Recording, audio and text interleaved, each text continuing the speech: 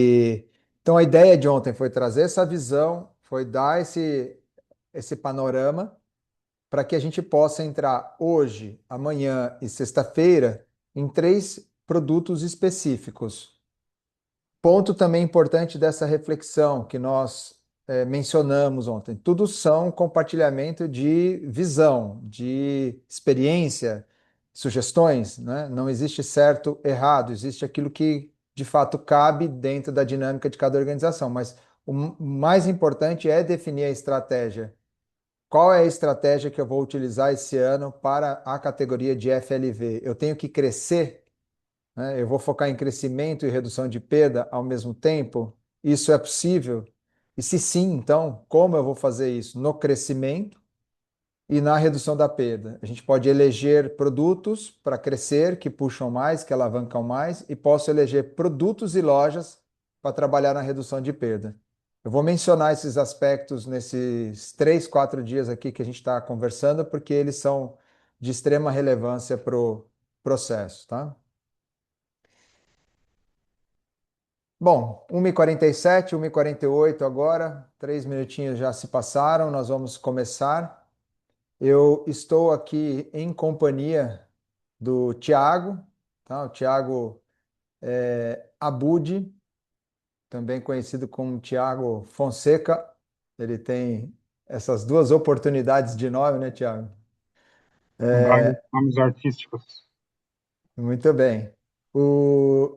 Bom, Tiago, eu conheço antes dele estar aqui na BASF, eu acho que essa é uma vantagem que ele tem muito grande. Ele atuou por um longo período, pois ele dá mais detalhes disso, no varejo, tá? Então, ele esteve do lado de dentro do supermercado antes de ir para a indústria de insumo que cria as tecnologias, nesse caso as sementes, para atender o varejo, o produtor e que vai isso desembocar ali no varejo. Então ele tem a visão do lado de dentro do supermercado e sabe das dores do supermercado também, olhando nessa perspectiva.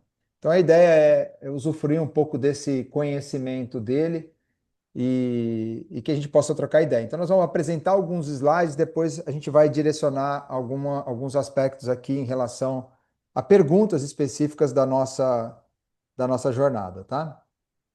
Eu vou compartilhar a tela, Tiago, e já passo para você falar, tá? Vejam se fica aí na apresentação para vocês. Espera só um pouquinho. Está aparecendo a tela para vocês? Sim, Sim, já. Tá, detalhes. modo apresentação, perfeito.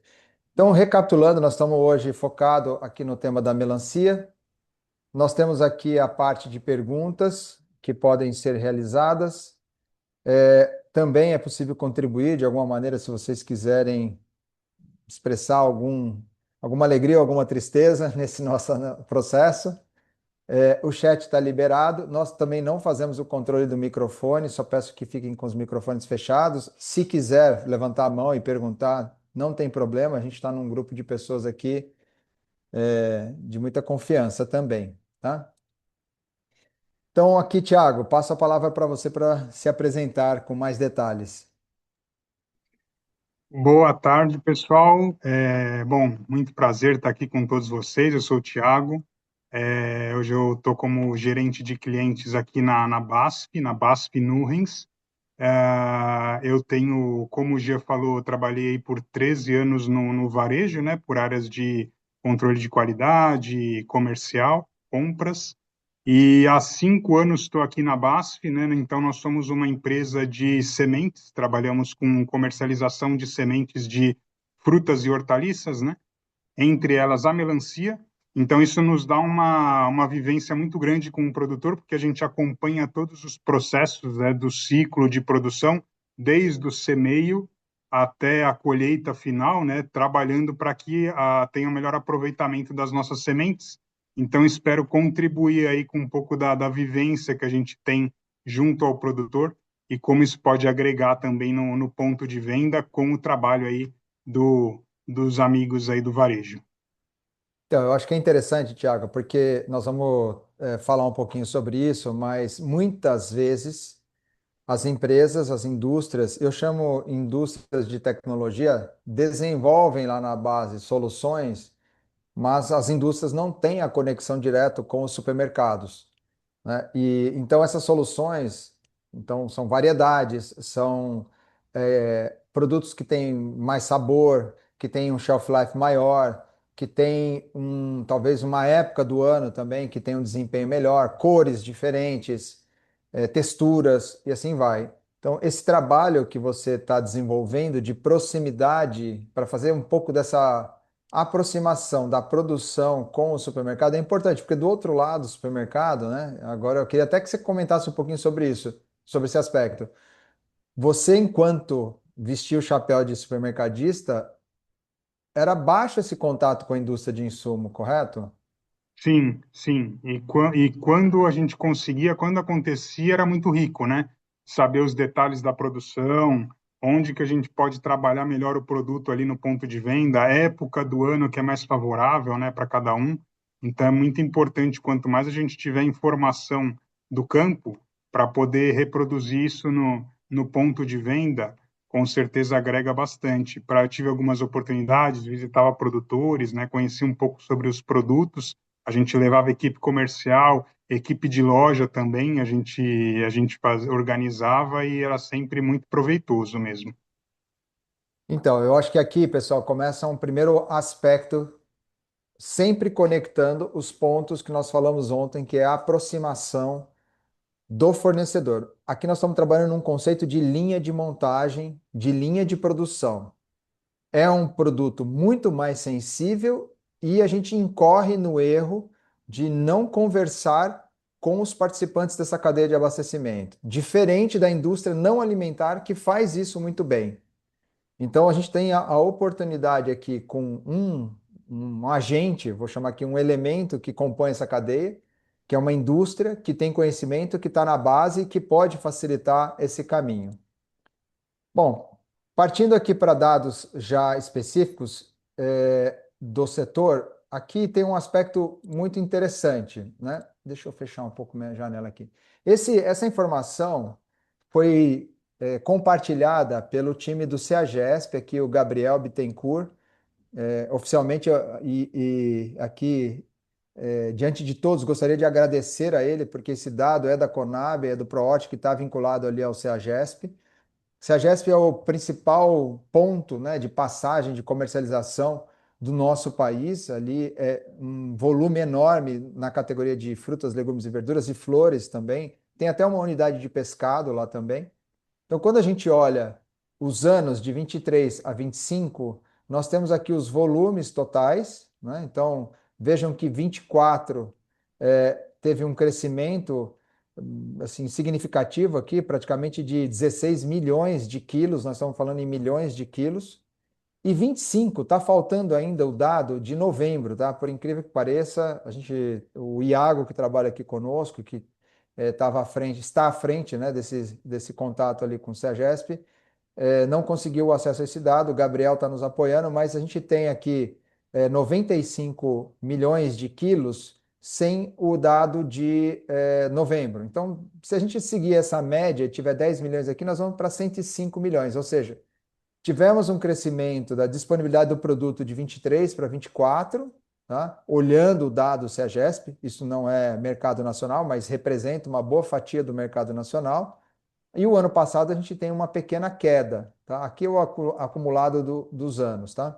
Então, só para ter um pouco dessa noção, e vejam que o volume ele tem algum nível de sazonalidade para o meio do ano, né? Então tem uma redução de volume aqui e nas pontas. Eu vou passar para o slide seguinte e a gente consegue ver isso mais claramente aqui no meio do ano. Então tem uma questão de sazonalidade específica da melancia na época do ano, mais frio, se consome menos principalmente nas regiões sul e sudeste, né? E tem aqui o último e o primeiro trimestre do ano, onde você tem um acréscimo, né, de consumo, uma alavancagem de demanda puxada pelo calor, principalmente pelas festas de final de ano, pelos momentos. Então, esta época que a gente acabou de passar e está vivendo é um momento muito forte de venda de melancia, né? A gente vai assim até março, início de abril ali. Aí começa mais acentuado a queda, indo para junho, julho, retomando agosto para frente. Então, pensando em estratégia, pensando em organização, dá tempo ainda da gente falar com os fornecedores, seja produtor, seja distribuidor, em relação a fevereiro e março, tá? E preparar para o segundo semestre em relação aqui a agosto para frente. Outro ponto importante aqui, depois eu queria já passar para o Tiago, são as regiões de produção. Nós pegamos o valor total acumulado dos 3 anos, tá? Só para. Não é ano a ano, não é 2025. Então, 23, 24 e 25 acumulado. Aqui está as distribuições percentuais deste volume daquilo que entra em São Paulo.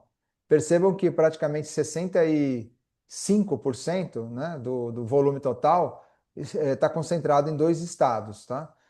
Que é Goiás e São Paulo. E se trouxer Bahia para cá, a gente já vai para 80 e poucos por cento. E aí, Tiago, eu passo para você porque essa é uma vivência, uma experiência que você, na tua jornada agora de BASF, está tendo e acompanhando muito de perto, correto? Exatamente. A gente tem como principais regiões mesmo, pensando em produção para mercado interno, Goiás, São Paulo e Bahia, né? Ali Tá. mais ainda o sul da Bahia, um pouco no Vale do São Francisco, mas são as Uhum. regiões que mais atendem realmente aí o mercado interno, né? Depois até eu mostro isso ali ao longo do ano, como que essa distribuição, que é até para vocês verem como isso é característico da melancia, né? Até já começando aqui, a melancia, falando um pouco sobre produção de melancia. Então, melancia é uma planta de ciclo anual. Então, você planta ela, ela colhe só uma vez, depois você planta de novo para colher novamente o fruto. E é uma planta muito sensível a clima, então ela é muito dependente do calor. Então a gente vê ali tem a questão do consumo, que naturalmente junho, julho reduz o Que é consumo de esse aqui melancia. para trás, né? Isso, reduz o consumo de melancia por seu inverno, mas também porque é mais frio, é mais difícil de produzir, né? Então o frio ele prejudica um pouco o desenvolvimento do fruto, prejudica um pouco a polinização também, que é muito importante. Então a melancia é uma cultura de ciclo anual, ela é plantada para ser colhida normalmente com em torno de um ciclo de 70 dias em média, 65, podendo chegar a 90 quando é plantada na época fria para colher no verão, na região sul, por exemplo. Mas é uma cultura de ciclo muito rápido e muito suscetível ao clima, né? Então, se o clima estiver favorável, ela produz bem, se não, ela pode ir muito mal, né? E é um ponto que tem aí a gente visto nos últimos anos, as alterações climáticas que tanto se fala, têm impactado muito, desde que se chove num momento que não era esperado, prejudica uma floração, uma polinização ou um desenvolvimento final da fruta. Então, ela é muito afetada aí pelo clima, e também pelo solo, né? Então, a melancia é uma cultura que ela é muito utilizada, ela é muito produzida em rotação de cultura, que você não consegue produzir e colher bem uma melancia vários anos no mesmo lugar. Então, os produtores, eles fazem ciclos, né? Então, Goiás, por exemplo, usa muito a produção ali com rotação de cultura com pastagem, né? Rio Grande do Sul com floresta, e ele vai migrando de uma área para outra, porque se no outro ano ele plantar de novo, vai estar muito suscetível à doença de solo, que vai prejudicar, né? A melancia, como abóboras também, elas são muito sensíveis à doença de solo. E aí por isso que a gente tem as regiões de produção girando ao longo do ano, pelo clima e por essa característica de se buscando sempre a melhor condição de solo, né? Então, podendo me passando, Gia, até eu queria mostrar um pouco Ô, para Thiago, eu como fiquei que só, eu vou te interromper em algumas coisas, porque eu acho que são muito interessantes o pessoal saber. Você falou que é de ciclo que pode ser ali de 60, 70 até 90 dias. E você falou uma palavra que eu não sei se as pessoas têm clara, que é polinização. O que que significa isso? a melancia, para ela produzir, ela é dependente totalmente da polinização entre plantas. Então, uma planta ela, ou até às vezes a mesma planta, ela solta lá a flor macho e a flor fêmea, aí é uma planta dependente de abelhas que precisam passar em uma flor macho, polinizar ela, e depositar o pólen na flor fêmea para desenvolver o fruto. Então, a presença de abelhas é muito importante para essa produtividade. E aí é um detalhe importante, né, que eu estava falando, no inverno, por exemplo, temperaturas mais frias, dificulta ali o voo da abelha, por exemplo, e a fruta e a planta produz menos. Então, a produtividade para a melancia é muito ligada com uma boa polinização.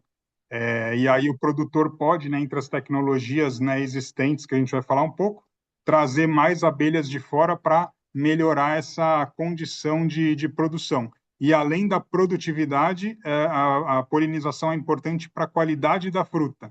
Então, quando a gente vê uma fruta ali que não tem uma polpa bem desenvolvida, ou ela não está totalmente redonda, é porque lá no começo a abelha não polinizou direito, ou tinha pouca abelha, e a fruta posteriormente não se desenvolve direito. Então, a polinização ali é muito importante no ciclo, né? Então, acho que tem umas imagens aí, né, Gia? Sim. É, Você quer que eu passe o, já para cá? Só pode para. ser, pode Tá, ser, cara, eu acho assim, eu vou te reforçar o que você está falando, porque é muito importante. Veja, aí entra um outro aspecto. Para esta lavoura ter abelha e para o fruto ser de acordo com uma ficha técnica que chega no varejo, eu preciso deste inseto na lavoura. Esse inseto não vive na lavoura se eu tiver a presença de químico. Então, a parte de resíduos químicos numa cultura de melancia, ela tem que ser, quando usado, muito bem manejada, porque se você entrar com veneno, você não tem abelha.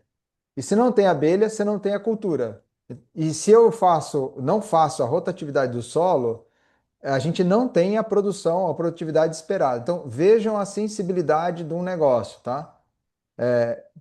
E mais uma vez, eu acho que esses aspectos são aspectos muito relevantes que eventualmente nós podemos até falar no ponto de venda, contar essa história no ponto de venda. Eu vou deixar aqui também a brecha depois para o Thiago falar um pouquinho sobre o trabalho da Pingo Doce.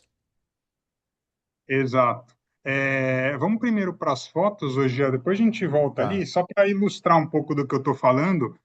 Então, Pera pera só um pouquinho, desculpe, porque eu vou parar aqui o coisa, porque eu não sei porque não apareceu as fotos. Um minuto só, vou interromper e já para a volto gente para cá. mostrar ali, porque a melancia, como nós estamos falando, é ciclo anual, nós falamos, né? 60 a 70 dias aí, desde o dia que você planta até o dia que você colhe. Então, um ciclo muito Uhum. rápido. E ali a gente vai mostrar ali, são plantas, normalmente são plantas rasteiras, né? Que são plantadas e vão se desenvolvendo. E é interessante ali pela foto que a gente vai ver como ela se desenvolve rápido. E aí esse cuidado também, principalmente com controle e manejo, né, de doenças, né, controle aliado à polinização, também para você ter uma planta ali saudável que vai produzir bem e não trazer problema para a fruta depois, né? Alguns problemas de vida de prateleira que a gente vê muito aliados por ser uma fruta rasteira, muito suscetível ali a danos por bactérias, né, doenças. Então é importante esse controle. Mas era mais para ilustrar, né, Gia? Senão a gente pode ir direto ali Não, eu falando de quero, é sazonalidade. importantíssimo, importantíssimo aqui as fotos. Espera aí que eu já estou abrindo aqui. Como a gente está usando na web, ele acabou não salvando, mas me dá um segundo porque é muito importante as pessoas verem aqui essas imagens, tá? E eu já consigo botar aqui para vocês. É rapidinho. Eu vou E, colocar e duas agora, algumas imagens, depois eu pego as demais, tá, Tiago? Só para. Deixa eu compartilhar novamente a tela aqui com o pessoal, que são muito. Ilustram demais aqui o material. Vocês estão vendo já a imagem? Tá, eu vou botar em modo apresentação, só para facilitar um pouquinho aqui. Pronto. aí só para vocês verem, né? Então a melancia ela é produzida pode ter com sistema de gotejamento ou não, né? É preferível que sim, que essa fita preta que vocês estão vendo aí no meio da cultura, e ela é plantada ali dentro da linha. Essa melancia, por exemplo, é uma melancia que está provavelmente aí com 20 dias de plantada. Ela já começa a emitir as primeiras flores, a planta vai se desenvolvendo e ao longo da rama dela vão saindo as flores. E essas flores vão polinizando umas às outras e depois produzindo fruto. Se a gente for para o próximo slide, a gente já vê já depois, isso provavelmente aí uma cultura já com 60 dias, então você vê como ela toma ali, tinha um espaço ali normalmente eles usam um espaço de 2 metros, né, entre linhas, mas você vê como ela domina já toda a área de produção, e desenvolve as folhas. E aí, no caso ali, até o vídeo é da melancia pingo doce, que é uma fruta um pouco menor, ela até se esconde ali no meio das ramas, mas aí você vai vendo as frutas ali aparecendo. Então, essa é mais ou menos como funciona o sistema de produção. E aí, depois ali dos 60, 70 dias, a fruta é colhida. E na maioria das vezes, né, principalmente a melancia comum, ela é carregada em caminhões a granel, porque, como eu disse, é uma cultura muito cíclica, né? Então, você dificilmente encontra o produtor com uma estrutura, ali já ia já fruta na ponta de colheita, né? Você encontra o produtor com uma estrutura de barracão, ali pensando na melancia comum para mercado interno, né? Que possa beneficiar isso próximo ali da produção.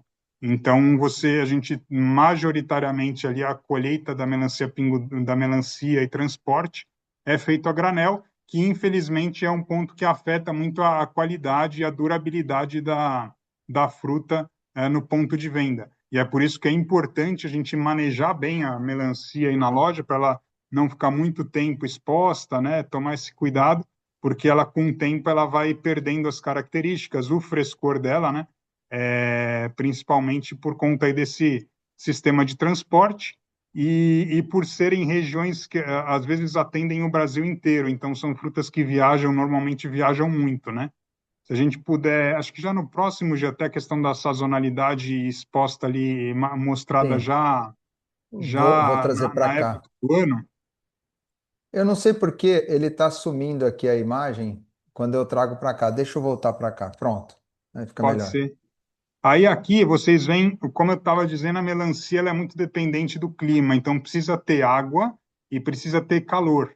Então, na época do inverno, a única região que consegue uma produção boa ali aqui no Brasil é o Goiás e Tocantins, que é uma região que é quente e seca ali nos meses de maio, junho, não tão quente, mas são regiões que conseguem aí produzir, emitir flor, ter uma boa polinização e um bom desenvolvimento da planta. Depois nós vamos para Rio Grande do Norte e Ceará, que são regiões muito voltadas ali para a produção, pensando na exportação. Então, ela tem uma produção mais voltada ali no segundo semestre, né, setembro até mês de janeiro e fevereiro. E aí são produtores muito tecnificados, a maioria certificados, com foco em exportação, principalmente para a Europa, para atender essa janela que é o inverno europeu, que não se produz melancia lá, não consegue. O Brasil produz e manda principalmente lá para Espanha, Alemanha, Itália, que consome ainda bastante melancia. E aí, voltando ao mercado interno, nós estamos na região da Bahia, principalmente sul da Bahia e Vale do São Francisco, que começa a colher em outubro, vai até março, um pouquinho de abril.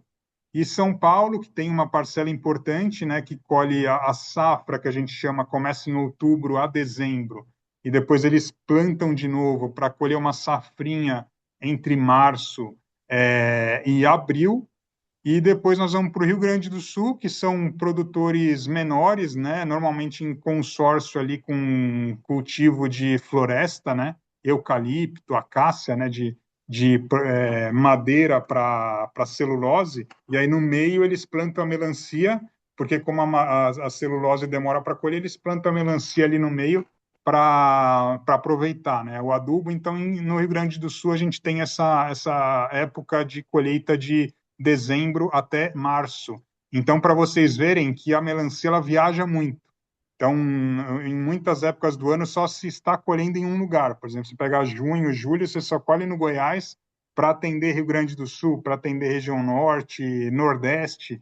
Então, melancia é uma fruta que viaja muito, então muito sensível, né? Depois que você recebe ela no ponto de venda, ideal você trabalhar aí, ser bem objetivo aí com o trabalho para aproveitar mais o frescor, né? Dessa fruta. É, Tiago, ponto importante, só também reforçar o que você está falando. Primeiro, as características, apesar de ser uma fruta grande, né, parece que ela vamos dizer, tem a capacidade de absorver os danos, na verdade não é. No campo, ela é bastante sensível no processo produtivo. É um ciclo rápido. Se a gente pensar que uma alface vai ter 45, 60 dias, a melancia daquele tamanho vai ter 60, 90 dias. Então ela é muito rápida. Além disso, depois de colhida, ela tem essa intempérie aqui da logística. Então, neste momento, a gente está consumindo fruta da Bahia e do Rio Grande do Sul, né? E se a gente chegar aqui de abril para frente, como repetindo o que o Thiago falou, né? Quem está aqui na região de São Paulo para baixo, essa fruta vai viajar 3.000, 4.000 quilômetros de caminhão para chegar até os pontos de venda. Então, e eu acho que todos que estão aqui têm bem claro isso, né? O caminhão encosta ali, se ele não passar por um ponto ainda de manipulação, como um Ceasa, no meio do caminho, ele encosta na doca de recebimento dos CDs dos supermercados em horários muitas vezes quentes. Eu já vi caminhão lonado com melancia ficar ali esperando 1, 2 horas no sol. Isso cozinha a melancia, literalmente, tá? Lembrando que a melancia, eu não sei, Thiago, se você tem essa informação, mas qual é a matéria seca dela? Deve ser zero quase. É água, né? é, ela é 95% água, né? Perfeito. E, Tá e tem um bom. ponto importante também na sazonalidade, né, já que é também um cuidado que a gente precisa ter, são as épocas mais críticas para cada região, que é normalmente o final da safra. O final da safra Perfeito. de cada região já é quando a melancia já está há mais tempo plantada, normalmente época de calor e chuva, que a gente tenta fugir da chuva, né? Na Bahia, por exemplo, a partir de abril começa a chover muito lá. E a chuva, quando a melancia está para ser colhida, ela é muito prejudicial, porque pode dar doença, né? Como é uma fruta com muita água, se ela fica com uma casca fina, ela pode até estourar e ela também perde um pouco do sabor. Então, o ideal é, apesar dela precisar de muita água, é que essa água seja dosada ali na irrigação e sem chuva, porque a chuva você pode acabar perdendo o controle do percentual de água que você tem na fruta. Então é importante esse alerta, se a gente voltar a ver lá na sazonalidade, outubro, setembro e outubro, começa a ser o final da safra do Goiás, é uma época mais crítica para a gente tomar alguns cuidados, sendo a fruta de lá, né? Agora nós estamos em plena safra ali na Bahia, estamos indo bem, né? Com alguns cuidados por causa da chuva, Rio Grande do Sul, por exemplo, está indo bem, mas quando chega março, abril, já é mais crítico, por conta ali de uma fruta que já começa a tomar chuva, que já está há muito tempo no campo. Então é importante ter esses cuidados aí, fixar sempre final de safra, tomar os cuidados. E as dificuldades que a gente vê com o clima, né, que acontece muito. Então, tem ano agora a gente fica nessa loucura ali, Laninha, é o Ninho. Aí ano de Laninha é muita chuva no sul, que é ruim, né? Esse ano está seco no sul, tem sido muito bom para a fruta, para quem tem água para irrigar, tem sido muito bom, mas está chovendo muito na Bahia, então prejudica um pouco a operação de colheita e até produtividade, né? Então é uma cultura muito afetada aí pelo clima diretamente. Perfeito, cara, muito importante. Então, os times comerciais que estão aqui presentes, atenção, os times de qualidade também, atenção, a gente está num momento bom de safra da Bahia e do Rio Grande do Sul, pode ter fruta dos dois lugares chegando para vocês. Fevereiro ainda está num período, se não chover muito, positivo. Lembrando, né, esse que o Thiago falou, a Bahia está com um pouco de inconstância no clima, então ele até avisou num grupo aqui de produtores recentemente, a semana passada, sobre essa questão da chuva na Bahia. Então, pode ter alguma questão aqui. Para o comercial, é muito importante perguntar para o seu fornecedor de onde está sendo a originação dessa fruta, tá? E a partir de fevereiro, aí, pós-carnaval, março, já ficar ligado, porque vai começar a safra do Goiás, provavelmente. Goiás e Tocantins. Vai começar a vir produto lá de cima. Então, também tem uma transição entre final de uma safra e início de outra, que pode ter algum tipo de problema, tá? Então, esses são os pontos de atenção aqui, correto, Thiago? Exatamente, isso mesmo. Tá. Eu vou voltar aqui para esta apresentação. Eu queria te fazer uma pergunta, enquanto eu estou aqui olhando, eu até separei aqui uma questão, né? Sobre tecnologias de produção disponíveis para que impactam na qualidade. O que que você tem visto nessas tuas andanças? Porque você tem ido muito a campo, aí você fala com a outra ponta. O que que tem sido utilizado em termos de tecnologia para que a gente minimize esses riscos aqui da sazonalidade? Então, melancia, a melancia comum, né, para mercado interno, ela sempre foi tida ali como uma cultura mais, vamos dizer assim, marginalizada, né? Então, os Uhum, produtores, por ser uma fruta sempre muito barata, né, um preço muito baixo, né, de mercado, os uhum, produtores investem pouco, né? Sempre uhum, investiram pouco. Mas nos últimos anos a gente tem visto aí uma melhora muito significativa nesse sentido. Então, como eu falei, a questão da irrigação, normalmente o produtor, há bastante tempo atrás, ele plantava e esperava a chuva vir para a planta se desenvolver. Hoje não, né? Hoje a gente já tem a tecnologia da irrigação e principalmente da fertirrigação, que é uma irrigação localizada por gotejamento, que você controla, ou seja, usa menos água, mas controla até o quanto de adubo você vai colocar por cada planta, né? Porque ela goteja direto onde você colocou semeou ou plantou a muda. Então tem a tecnologia da fertirrigação, de mulching, né? Que é uma proteção de solo, também tem sido usado cada vez mais. Então a gente vê a Bahia, sul da Bahia principalmente, é uma região mais tecnificada, né? O Rio Grande do Norte, o Ceará também, e isso tem puxado essas tecnologias para as outras regiões. A gente tem visto cada vez mais, principalmente Goiás, e agora até um pouco no Rio Grande do Sul, também o uso dessas tecnologias aí de gotejamento, fertirrigação e uso de plástico para proteção de solo. E tem uma tecnologia que tem sido muito utilizada, acho que o pessoal do varejo aí do mercado que recebe a fruta tem visto muito, e é uma realidade, que é o uso de protetor solar, né? Então agora aí tem sido muito importante porque o calor a gente vê, né, na cidade como o calor tem aumentado cada vez mais e isso lá na lavoura é pior ainda, né? Ô, Tiago, eu vou E parar só de compartilhar, porque enquanto você está falando, eu quero buscar uma foto em relação a isso que você acabou de falar. Mas, por gentileza, segue, eu só vou parar de é, compartilhar, tá?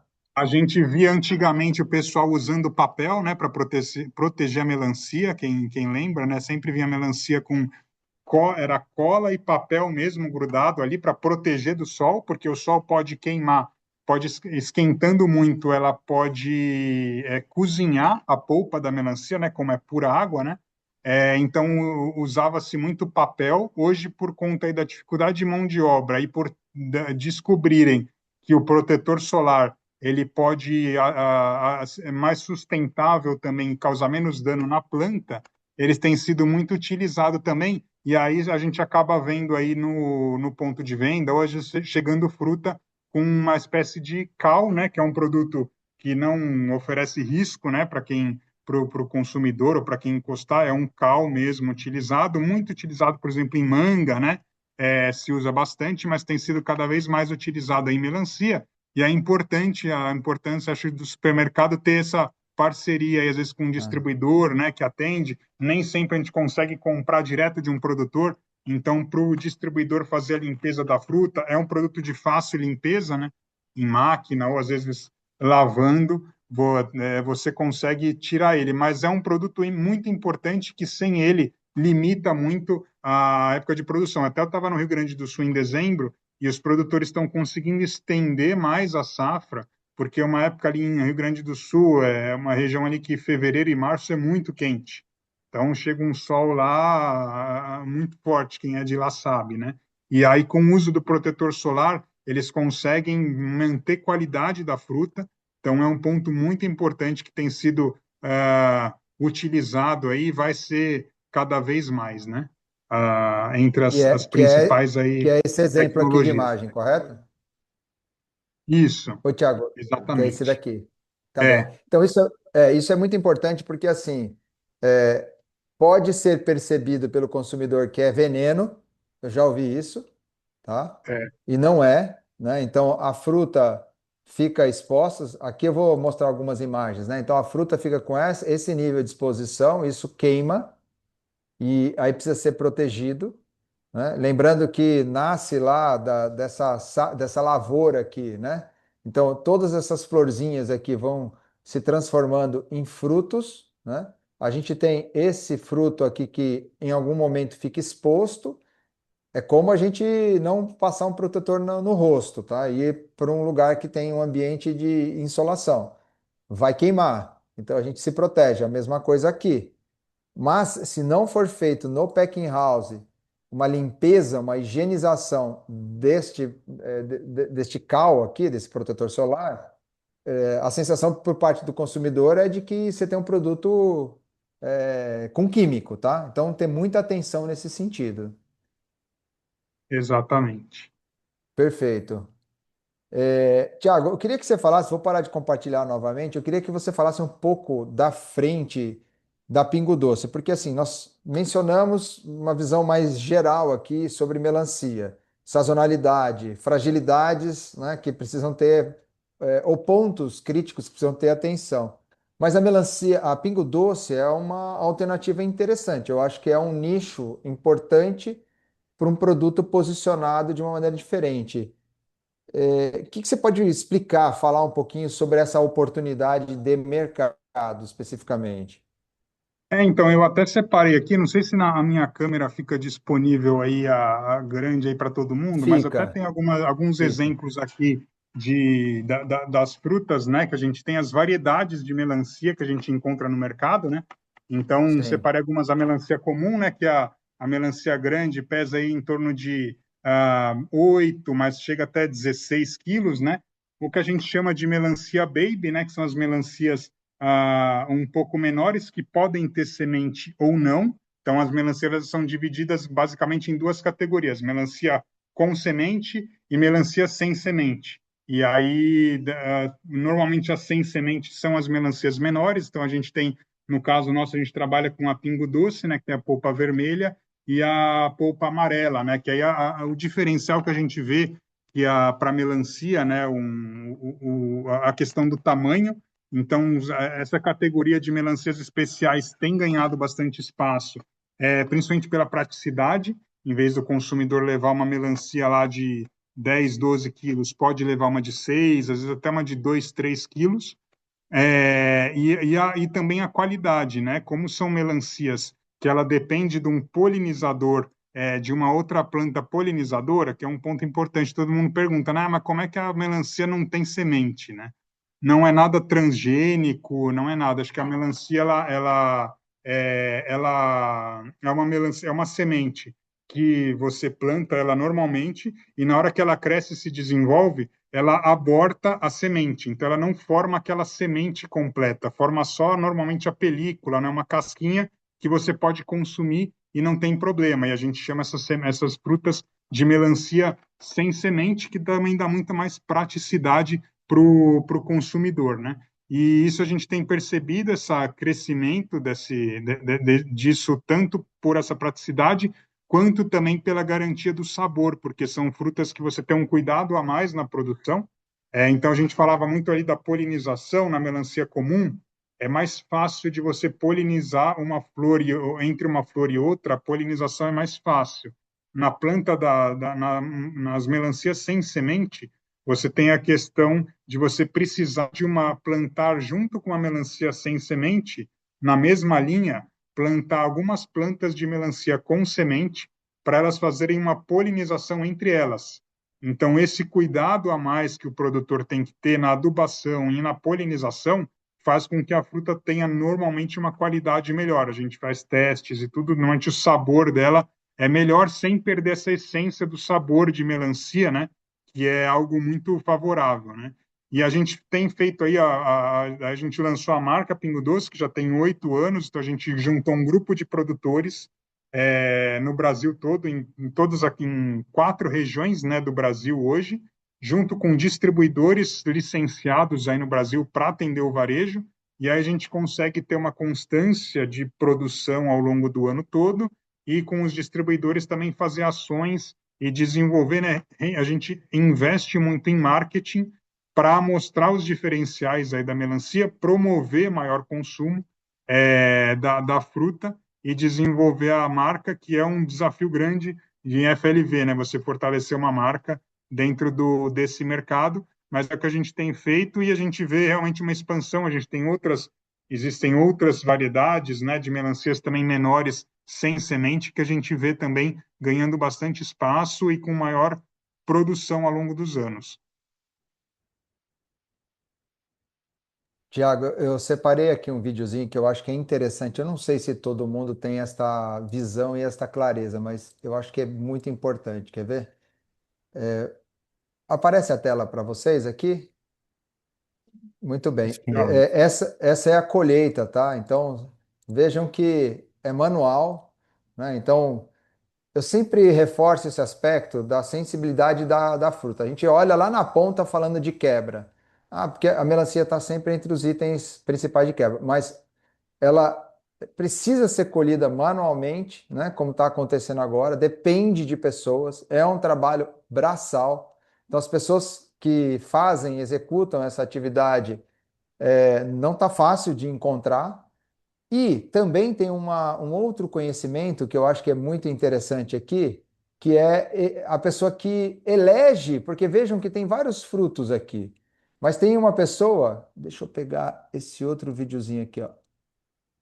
Tem uma outra pessoa que faz a checagem do fruto, ó. Ele vai checando o fruto, tá vendo? Ele vai, pelo barulho que acontece, ele vai decidindo quem vem atrás colhendo, né? E entregando, tá vendo? Ele abre a melancia, ele checa a melancia, tá? Ele, pelo som, ele foi treinado para isso. Ele decide qual deve ser colhida. Quando ele entende que aquela melancia não tem padrão, com essa faquinha que ele tem na mão, no caso dessa é uma melancia com qualidade, ele rasga ela, ele corta essa melancia, tá? Estou falando aqui da Pingo Doce em especial, tá? Que ele não quer que ela seja colhida e enviada para o supermercado. Então tem também uma produtividade, a produção é grande por hectare, mas a produtividade pode ser afetada de acordo com a qualidade. E o miolo dela, né? Nós estamos falando aqui da polpa especificamente, ela é afetada pela adubação, pela polinização, pela colheita, pela chuva. Então, assim, tem esses fatores antes de chegar no supermercado, inclusive, tá? Então, acho que é bem Exatamente, é um ponto de seleção, né, que é feito na sim, lavoura, né, para perfeito. ter um monitoramento melhor, né, para conseguir a melhor qualidade possível, né, da fruta. E acho que linka também com um ponto que gera muita dúvida também com o pessoal, né? Como saber se a melancia tá boa ou não, né? Chega um consumidor lá e fala, "E aí, escolhe uma melancia para mim, né? Que é um desafio Boa. grande. E aí essa questão do som, até na Espanha, esse cortador, esse de chapéu, né? O Berdelho é um cortador lá do produtor na Bahia. Ele foi treinado por um cortador lá da Espanha, né? A Espanha usa muito essa tecnologia de selecionar as frutas na lavoura.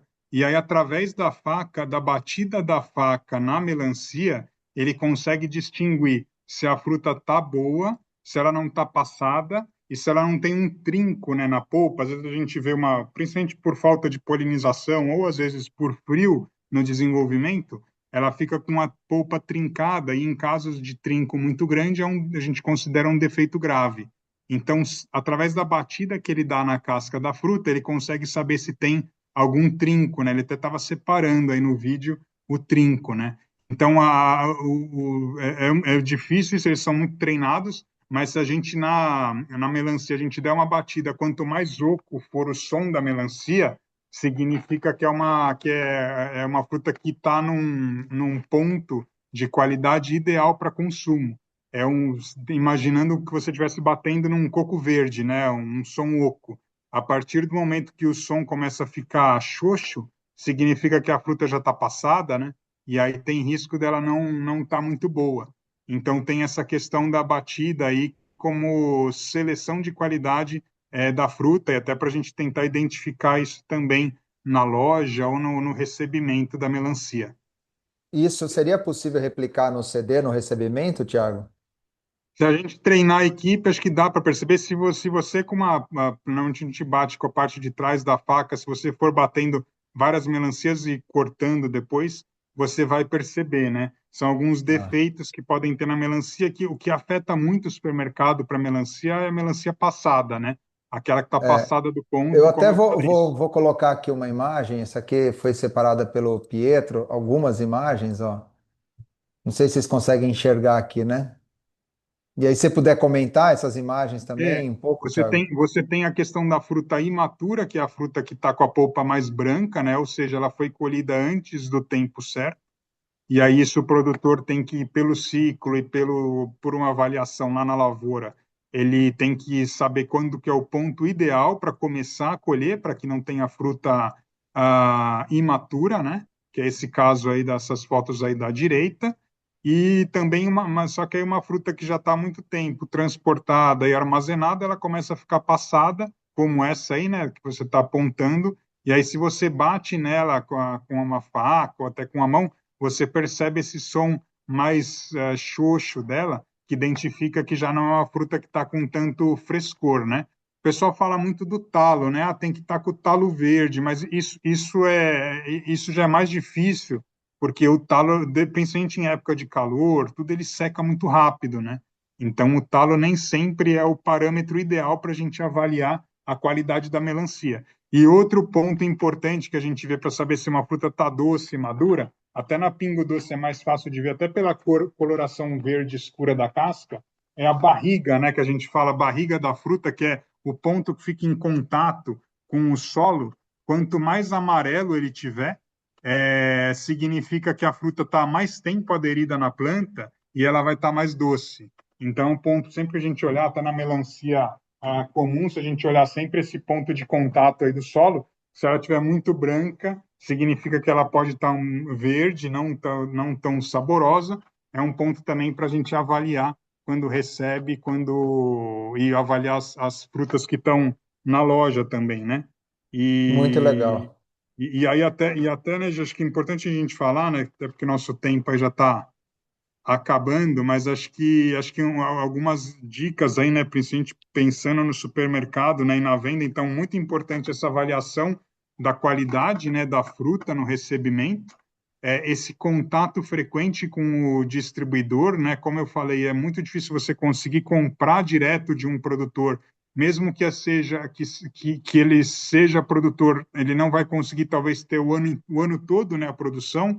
Então é importante ele ter os melhores produtores na base dele, então é importante esse contato aí com distribuidor, questão estrutural também, até para higiene e segurança alimentar da fruta, e aquele cuidado nas épocas mais críticas, né, que a gente falou, aproveitar melhor as sazonalidades aí da melancia, isso o próprio distribuidor, ou até a gente segue muito as recomendações e as informações ali do CPEA, né, que traz informação de produção, se tem chuva, se está muito quente, né, na região produtora. E tem um ponto que é crucial, né, principalmente que a gente tem essa vivência muito grande na Pingo Doce, que é o trabalho no ponto de venda, né? Melancia não é um item que está lá na lista de compra, não é um item de importância de consumo. Você não vai no mercado e fala, vou lá comprar uma melancia, né? Mas acho que quando você vê a fruta lá bem exposta, principalmente cortada, mostrando que a polpa está boa, uma boa exposição, favorece muito a venda. Então a gente deixar lá, às vezes deixa a melancia lá embaixo por muito tempo, ela já começa a ficar passada, aí também vai ter aquela questão com o cliente que ele vai comprar, às vezes, ainda mais se o cliente comprar a melancia inteira, aí 15 quilos e levar para casa e não aproveitar, vai gerar um descontentamento muito grande. Então é importante essa avaliação de qualidade no recebimento E principalmente, né, a gente sabe que é difícil, né, recurso, mão de obra, mas quanto mais a gente puder fazer de ações no ponto de venda para promover o giro rápido da melancia, melhor vai ser, né, para as vendas e evitando também quebra e problemas que a gente poderia ter com a fruta há muito tempo na loja, né? Algumas dicas aí para o pessoal. Aqui são alguns exemplos, né, de fotos do que não fazer, né? Esse é o ponto de contato que você falou, né, Thiago? Isso, sei que esse está bem amarelado, né? Ali, aquela de trás também, são frutas bem Ah, maduras, que ficaram bastante tempo ali na planta e provavelmente vão estar bem doces, né? Tem alguns danos tá. de casca, né, que a gente vê, principalmente dano de lagarta, isso acontece bastante, né? A lagarta tem, você tem como controlar através de defensivos, é uma lagarta que ela anda em cima da fruta, né? E ela vai deixando um rastro ali. É um dano superficial que não afeta a polpa, mas acaba afetando ali o visual, né, da fruta. O produtor pode controlar isso através dos defensivos, mas se é uma época muito chuvosa, que criou muita rama, é mais difícil de você conseguir atacar, né? Essa praga. Então, às vezes, dependendo da época do ano, é importante reforçar, né? Se for uma época de uma região que está com muita chuva, é normal que ela tenha um pouco de ataque de lagarto, um pouco até a gente tolera, até para não ficar essa aplicação muito desenfreada de produto também, né? Para ter um controle melhor nessa parte. Às vezes a gente até tolera um pouco, né, disso por não afetar a polpa, né? Também. Muito bem. Eu queria trazer essa informação aqui, que é um trabalho também aqui que o Pietro acompanhou ao longo do ano passado aqui com o nosso time. Só para ter uma ideia, tá? Uma referência, uma fotografia em termos de preço de melancia, vamos chamar tradicional, né? Não estou falando aqui da Pingo Doce, mas as variações de preço ao longo de 2025 por região. A gente faz alguns monitoramentos. O ano passado, de janeiro a outubro, nós fizemos monitoramento de uns 8 itens junto à Associação Brasileira de Supermercados, a Abras, para poder fazer o que a gente chamou ali de cesta básica. Então, aqui nós temos a Eduarda e o Pietro que conduziram esta frente junto à Abras. E aí ele fez o recorte aqui, né, da melancia, o preço médio dela, de acordo com o perfil também. Então, se a gente vai para o Centro-Oeste aqui, veja que o hipermercado, na média, estava com preço mais caro, o supermercado em segundo e depois o atacado, né? De maneira geral, por região, a gente sempre percebe o atacado, né, com preço mais baixo, mas a gente tem as diferenças, né, do preço de acordo com a região. Então, você pega Nordeste, nessa fotografia nossa aqui, o preço médio da melancia é 1,35 no Nordeste. Então é muito agressivo no preço. A gente vai para a região Centro-Oeste, que é a região produtora, menos agressivo, né? Talvez a melancia escoe muito para outras regiões. Então a gente tem aqui os valores médios, só para vocês terem um pouco de referência. Não era o intuito aqui falar de precificação, mas sim de qualidade. Mas acho que é uma informação que também dá um pouco de sentimento de para onde as coisas apontam. Porque tem esse aspecto, né, de estar próximo do fornecedor, conhecer a sazonalidade que o Tiago apresentou, olhar para as variedades, e a partir então da parceria com o fornecedor, essa proximidade com o fornecedor, conduzir isso adequadamente para o ponto de venda, para não queimar o produto na ponta e fazer preços, promoções ou campanhas às vezes desnecessárias, né? Porque é ruim para todo mundo na cadeia de abastecimento. Tá? Bom, passamos aqui já uns 10 minutinhos da nossa agenda. Vou parar de compartilhar.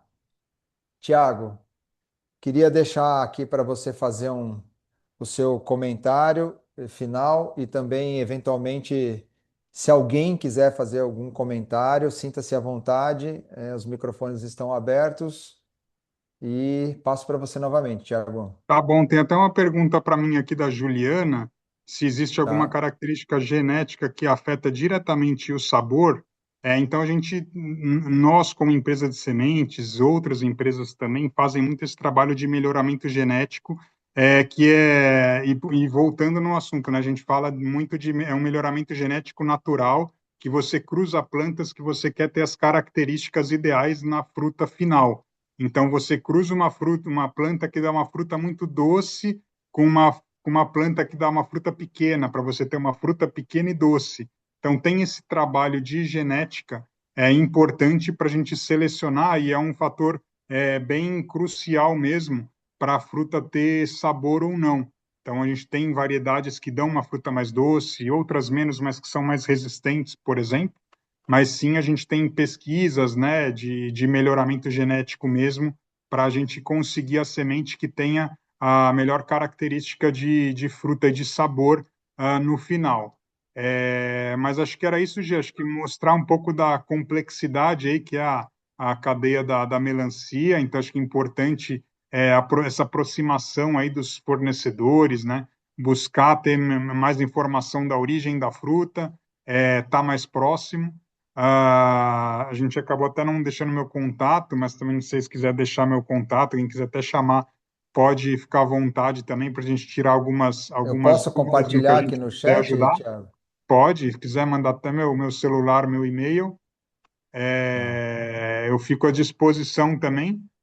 Parabenizar de novo aí a Paripasso, né, o Jean, pelo trabalho, por essa oportunidade, e agradecer a oportunidade da gente estar aqui, podendo explicar um pouco aí do trabalho e como isso pode beneficiar todos aí da, do varejo, da comercialização, né?